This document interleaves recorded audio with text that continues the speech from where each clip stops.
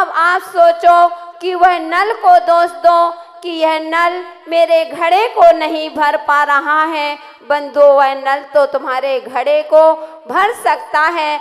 थोड़ा सा उसमें एक बार झांक करके देखो, उसको अच्छी तरह से देखिए कि पानी क्यों नहीं ठहर पा रहा है, यानी उसमें छेद होगा, धीरे से पानी निकल जाता है।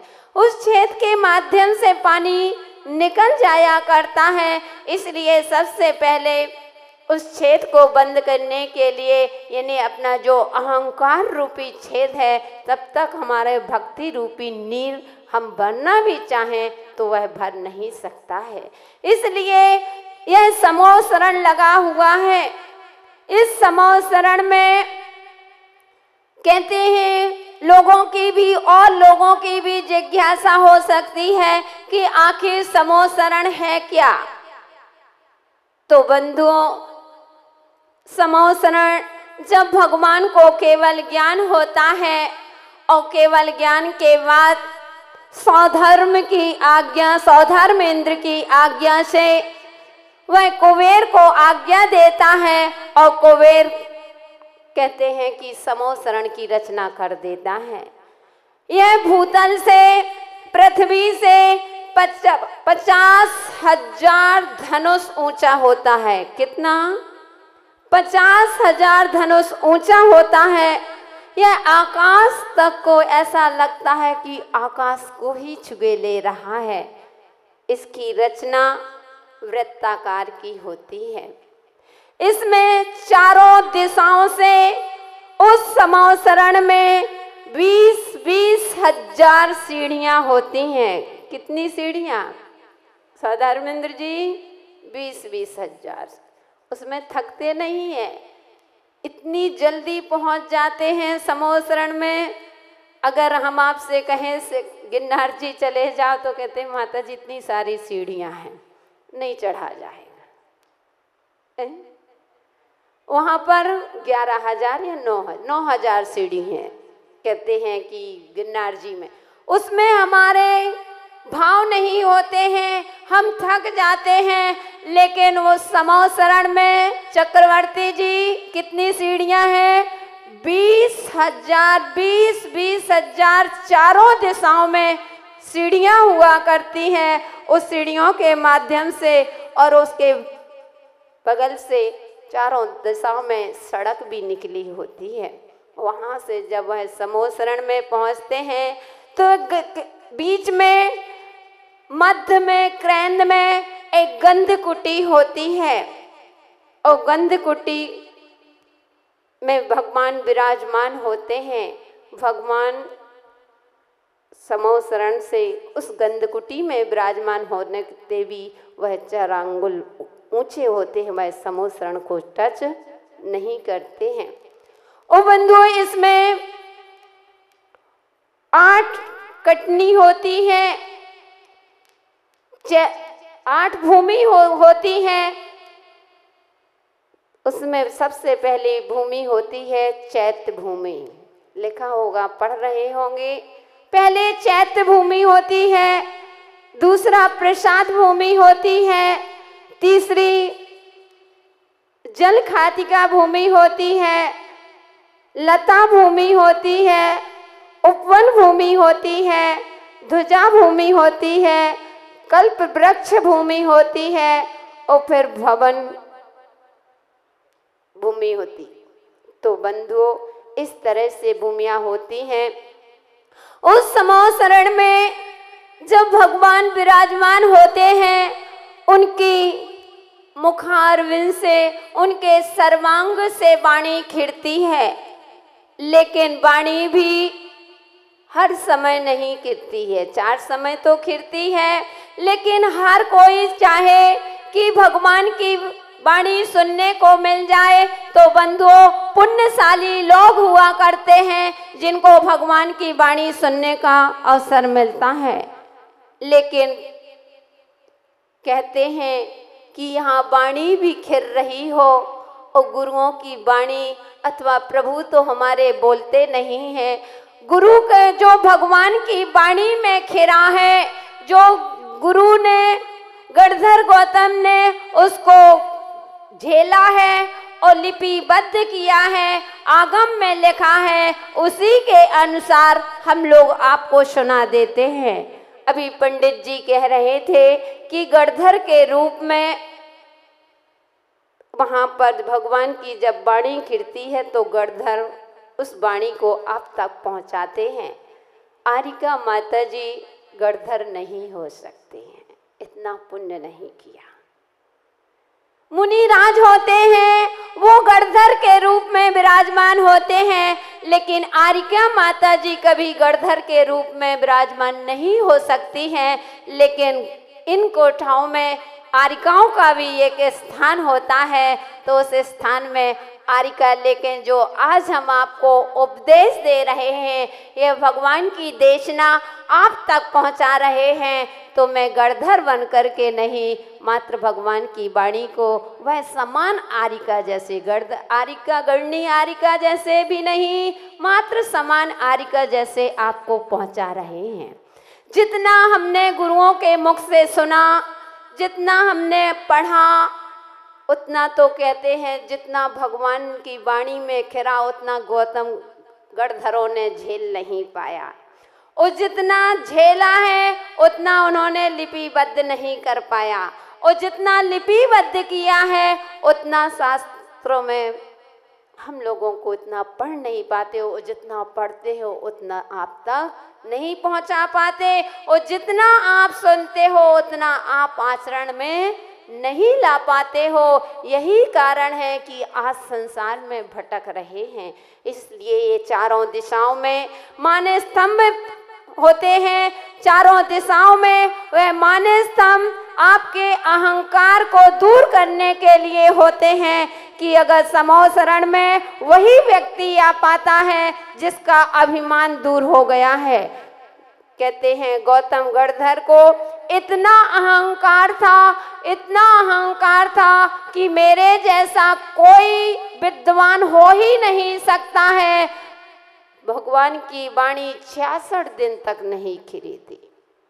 जब नहीं खिरी, सभी को बड़ा आश्चर्य हो रहा था, दुखी हो रहे थे कि आखिर क्या हमारा पाप कर्म का उदय है कि हमको भगवान की वाणी सुनने नहीं मिल रही है, भगवान की वाणी नहीं खिर रही है। उस सौधर्मेंद्र को भी चिंता हो गई थी।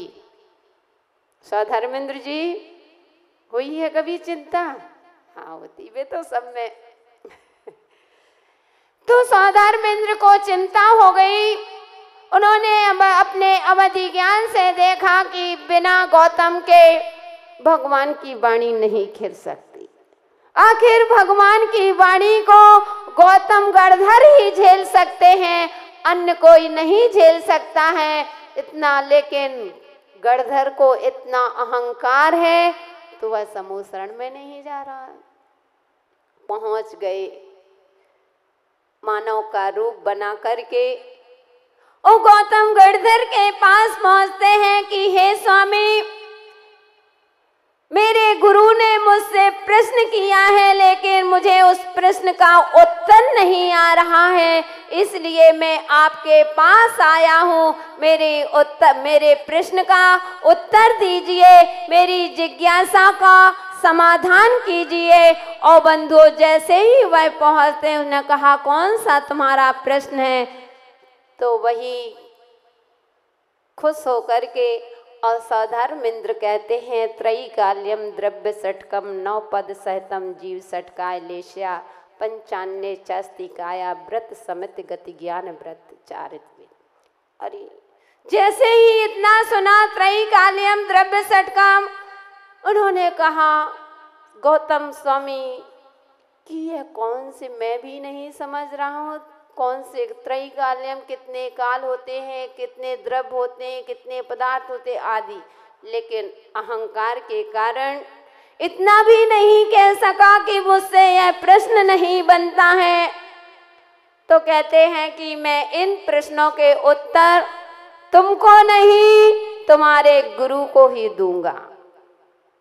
ओहो, अंधा क्या चाहे दो आंखें। गौतम स्वामी तो ने जैसे कहा, तुम्हारे गुरु को मैं इन प्रश्नों के उत्तर दूंगा। उसने कहा चलो, और जैसे ही चलते हैं, सौधर्मेंद्र तो चाह ही रहा था, क्योंकि सौधर्मेंद्र अपना वह रूप बना करके, दूसरा रूप बना करके ले गया था। ध्यान रखना विमल जी हैं कितने रूप बदल लेते हैं। सौधर्मेंद्र बन गए तो और ज्यादा रूप बदल सकते हैं। 24 समूह 10 ही दिन में देखना इनके कितने रूप देखने मिलते। बंधुओं, समूह शरण में जैसे ही वह घुसने को होते हैं, दूर से ही माने स्तंभ दिख गया। जैसे ही माने स्तंभ दिखा, सारा मान गलित हो गया, झुक गए कि अरे मेरे पास क्या है। और जैसे ही अहंकार, गौतम का अहंकार दूर हुआ, ओ बंधुओं यहाँ पर भगवान की वाणी खिर जाती है। तो बंधुओं, जो अहंकारी लोग होते हैं उनको कभी भगवान की वाणी समझ में नहीं आती। तो मैं आपसे इतना ही कहूंगी कि अपने जीवन में जितना बने, अगर ऊंचाइयों पर जाना है तो विनय को धारण करो। जितनी आपके अंदर लघुता होगी, उतनी जल्दी आपको प्रभुता की प्राप्ति होगी, क्योंकि आकाश में उड़ते बादल कभी आपकी प्यास नहीं बुझा सकते हैं।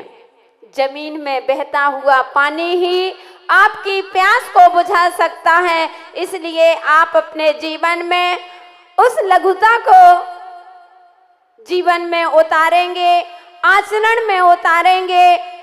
जो झुकता है वह बड़प्पन का प्रतीक होता है। जो जितना झुक जाता है उसका वह बड़प्पन का प्रतीक होता है कि यह बहुत बड़ा आदमी। क्योंकि बंधुओं, ज्ञान का थर्मामीटर होता है तो एक विनय। जो व्यक्ति जितना विनयशील होगा, उससे पता चल जाता है कि यह व्यक्ति कितना ज्ञानवान है। कोई भी साधु संत भी होते हैं जिनके अंदर लघुता होती है बंधुओं, अलग से पता चल जाता है कि यह व्यक्ति को बहुत अच्छा ज्ञान है। इसलिए वो बड़प्पन को छोड़ करके ओछेपन का एक सूचक कहते हैं कि एक व्यक्ति जो ओछा व्यक्ति होता है वह अकड़ा हुआ रहता है।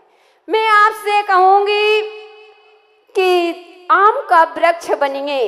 अगर बनना है तो आम बनिए। जैसे आम का वृक्ष होता है उसमें फल लगे होते हैं, जितने ही फल लगे होते हैं वह उतना ही नीचे झुका हुआ दिखता है। एक एरंड का बीज होता है वह हमेशा खड़ा हुआ दिखता है, वह झुकता नहीं है। आम का वृक्ष होता है, लोग फल भी खाते हैं, छाया भी लेते हैं और सभी को अच्छा भी लगता है और सब लोग उसकी छाया में बैठ करके अपने आनंद की अनुभूति लेते हैं। इसलिए एरंड का बीज नहीं, आपको आम का बीज बनना है, आम का वृक्ष बनना है कि फल भी अच्छा होता है और झुक करके हम भी शीतल होते हैं और हम दूसरों को भी शीतल कर सकते हैं। इसलिए बस आपका यही समय भी आपका हो रहा है। मेरा आप लोगों से पुनः यही कहना है कि यह अवसर जो मिला है इसको हाथ से ना जाने दें। उस समूह शरण में बैठ करके अपनी जो भी आपकी मनोकामना हो, जो भी आप चाहते हैं, और पुण्य को जितना गाढ़ा करना चाहते हो तो पुण्य को गाढ़ा कर सकते हो, क्योंकि यह समय बार बार आने वाला नहीं है। एक बार हाथ से निकल गया यह समय दोबारा नहीं मिलने वाला। क्योंकि मैं हमेशा कहती हूँ संसार में कोई इतना अमीर नहीं है कि बीता हुआ समय को खरीद सके। संसार में कोई इतना अमीर नहीं है कि बीते हुए समय को खरीद सके, और संसार में कोई इतना गरीब नहीं है कि आने वाले समय को संभाल ना सके। इसलिए यह समय है, जो समय मिला है अभी भी आप अपने जीवन को महान बना सकते हैं। अगर एक साथ कुएं में रस्सी बाल्टी चली भी गई है अगर 4 अंगुल की रस्सी आपके हाथ में आ गई तो उस 4 अंगुल की रस्सी में इतनी ताकत होती है कि वह बाल्टी को ऊपर रख देती है। ऐसे ही बंधुओं, जो समय गया तो गया, कम से कम अब प्रभु की आराधना करो। ऐसे भगवान की आराधना करें, भगवान की भक्ति करें। उस समूह शरण में आकर के अपने राग देश की भूमिका को छोड़ करके, उस क्रोध भाव को छोड़ते हुए अपने जीवन को पावन और पवित्र करना है तो बड़ी लघुता के साथ भगवान की भक्ति करेंगे। जितनी लघुता से भगवान की भक्ति करेंगे तो एक ना एक दिन तुमको समूह शरण में विराजमान होने को मिलेगा। अभी तो बैठे हो, हमने कल भी कहा था कि ये तो अकृत्रिम है, इसको कोई नौटंकी नहीं समझना कि ये नौटंकी है, ये दिखावटी है। बंधुओं, हम भावों के साथ अगर आराधना करेंगे तो हमें साक्षात ये समझना, जो हमने समूह शरण की महिमा बताई है कि उस समूह शरण में हम बैठे हुए हैं, वो भगवान की आराधना कर रहे हैं। और जो समूह शरण में एक बार बैठ जाता है उसका रिजर्वेशन, मोक्ष का रिजर्वेशन हो जाता है, यह निश्चित है। क्योंकि भव्य लोग ही समूह शरण में बैठ पाते हैं, उस समूह शरण में आकर के भगवान की आराधना कर पाते हैं, पूजन कर पाते हैं। देखो, हमारे बाहर से लोग आ करके, कहाँ से, राजस्थान से, कोई जयपुर से आया है, किशनगढ़ से आया है, कोई बगाई गांव से आया है, कोई कोकराझार से, कहाँ कहाँ से, गुवाहाटी आदि आदि से उस समूह शरण में आए हुए हैं। इसका यही प्रतीक है कि जितने लोग जो बाहर से आए हुए हैं एक बार समूह शरण में आ गए, अब इनका रिजर्वेशन हो चुका है। अब कब गाड़ी आती है और जब नंबर आएगा तो ये भी अपने मानव पर्याय को सार्थक और सफल कर सकते हैं। यही तुम्हारा है कि अपने जीवन को पावन पवित्र करें, भगवान की आराधना, प्रभु की उपासना और गुरुओं की उपासना से आपका जीवन एक दिन आप निर्वाण को प्राप्त कर सकते हैं। जय बोलिए भगवान महावीर।